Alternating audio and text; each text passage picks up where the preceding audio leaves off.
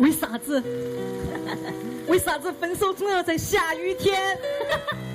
我也不晓得呀，站这儿。哎呀，好大的雨啊！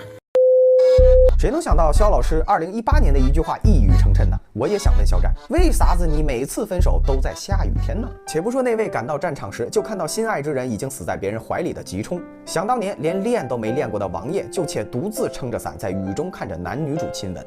既然心里已经够难受的了，那就不能再让身体淋雨了呀。于是当年的单恋失败现场，北唐漠然就成了在场唯一一个有伞之人。后来时间过了1年，就干脆连伞都不给了。还记得那个19年的雨夜，魏无羡独自带着斗笠搭救温氏众人，蓝忘机来拦他，此去便是离京叛道。可他说：离哪本京，叛何方道？